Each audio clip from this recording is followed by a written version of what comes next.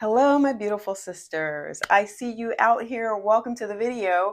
Look, you've been holding something in. Maybe it's a really tough conversation you know you need to have, but you keep putting it off. Maybe it's confronting a coworker, setting a boundary with someone you love, or standing up for yourself in a situation where you have been silent for way too long. Look, I get it. Difficult conversations are hard. The fear of conflict, the worry about how the other person will react, the anxiety of saying the wrong thing. It's enough to make you stay quiet. But sis, your voice matters. And today we're talking about how to rehearse and plan for those difficult conversations so you can finally speak your truth with clarity, confidence, and calm. The worrying beforehand is the worst part. I know what you might be thinking. Hey, I don't want to come off as aggressive or rude. What if I forget what I want to say? What if they get upset and don't take me seriously?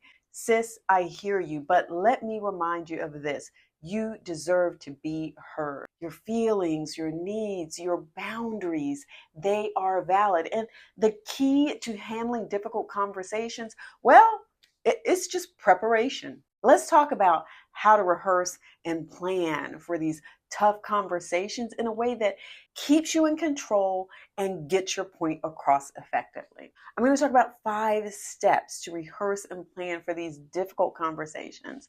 Number 1, get clear on your goal before you even start practicing. Ask yourself, what do I want from this conversation? Do you want an apology? Do you need to set a boundary? Do you need clarity on a misunderstanding? Try this, sis. Write down your goal in 1 sentence. If you're not clear on what you want, the conversation might go in circles. Number 2, script your key points. When emotions run high, it's easy to lose track of what you want to say. That's why scripting out key points or using bullets ahead of time can help you stay focused. Think about doing this. Write down 3 to 5 key things that you want to say. Keep it simple, clear, direct.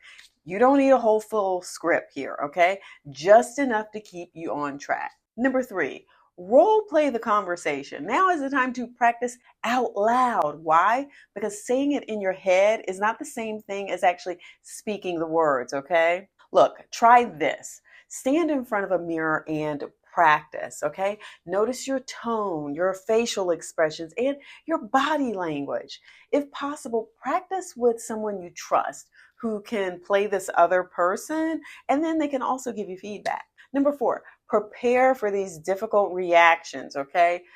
These conversations aren't just about what you say, it's also about how the other person might respond. Think about this. Think through different reactions they might have. Will they get defensive? Will they try to guilt trip you? Will they ignore your concerns? Once you've thought about them and made a list of these possible responses, practice how you will handle them calmly. And number 5, plan your exit strategy. Look, not every conversation will go smoothly, and that's okay. But you need to have a plan for how to wrap this thing up if it is not going well. Here's something you may want to try. Come up with a closing statement, such as, hey, I hear what you're saying, and I'm going to need some time to process this. Or, I don't think we're getting anywhere right now, so let's take a break and maybe revisit this later. This keeps you in control and prevents the situation from escalating. Use your voice, sis. Difficult conversations aren't just about getting your point across. They're about honoring yourself.